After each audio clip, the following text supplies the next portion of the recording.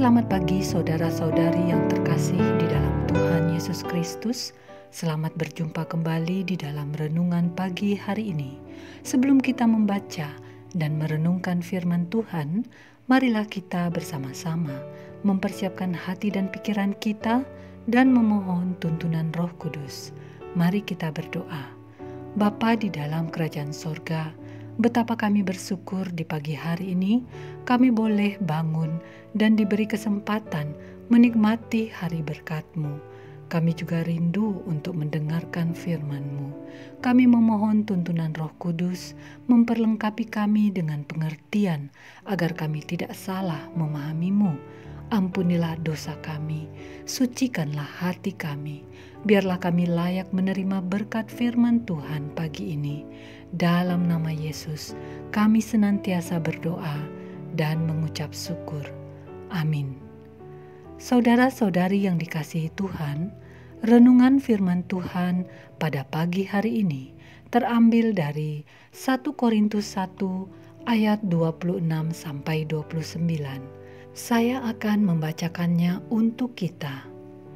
Ingat saja saudara-saudara, bagaimana keadaan kamu ketika kamu dipanggil. Menurut ukuran manusia, tidak banyak orang yang bijak, tidak banyak orang yang berpengaruh, tidak banyak orang yang terpandang. Tetapi apa yang bodoh bagi dunia, dipilih Allah untuk memalukan orang-orang yang berhikmat, dan apa yang lemah bagi dunia, dipilih Allah untuk memalukan apa yang kuat, dan apa yang tidak terpandang, dan yang hina bagi dunia, dipilih Allah. Bahkan apa yang tidak berarti, dipilih Allah untuk meniadakan apa yang berarti, supaya jangan ada seorang manusia pun yang memegahkan diri di hadapan Allah. Saudara-saudariku yang terkasih, judul renungan pada pagi hari ini adalah Tuhan dapat memanggil semua orang. Saudara-saudari yang dikasihi Tuhan, berada di tengah-tengah orang yang terpelajar, di tengah-tengah orang yang memiliki pengaruh besar, di tengah-tengah orang yang terpandang, dapat membuat kita menjadi orang yang rendah diri bila kita tidak memiliki satupun kriteria itu pada diri kita. Kepercayaan diri kita menjadi hilang. Hal itu dapat terjadi bila mana kita sendiri memiliki kecenderungan menilai orang lain, menghormati orang lain berdasarkan kriteria tersebut. Kita hanya menghormati orang-orang yang memiliki kriteria tersebut dan meremehkan orang lain yang tidak memilikinya. Cara pandang itu pula lah yang terjadi di lingkungan jemaat Korintus, sehingga melalui suratnya Rasul Paulus mengingatkan agar jemaat di Korintus kembali kepada cara pandang Tuhan, yang mana bagi Tuhan apa yang bodoh bagi dunia, apa yang dipandang lemah oleh dunia, apa yang hina bagi dunia, justru dipilih Tuhan untuk memalukan orang yang berhikmat, orang yang kuat, orang yang terpandang. Rasul Paulus menegaskan supaya jangan ada seorang pun yang memegahkan diri di hadapan Tuhan. Barang siapa bermegah, hendaklah dia bermegah di dalam Tuhan.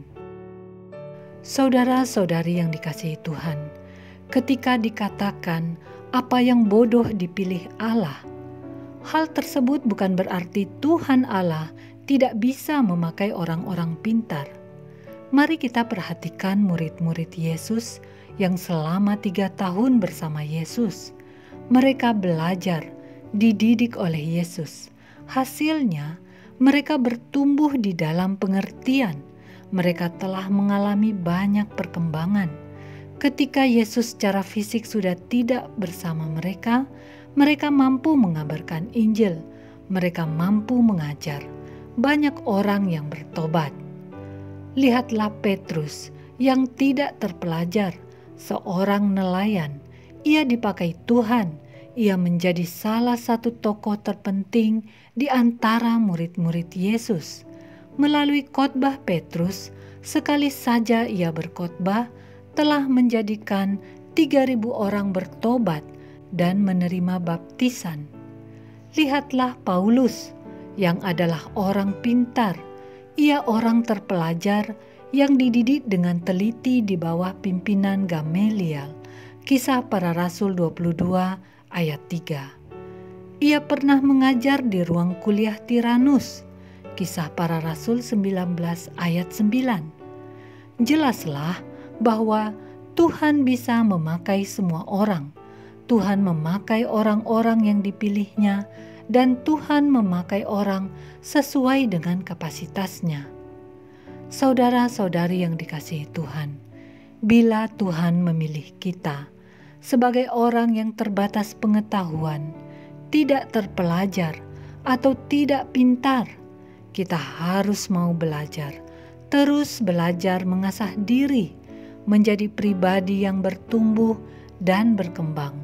Jangan kita menyerah terhadap apapun di dunia ini, sehingga kita benar-benar dapat menjadi berkat bagi dunia. Bersiaplah, Tuhan dapat memanggil semua orang untuk melakukan rencananya. Demikianlah renungan pada pagi hari ini.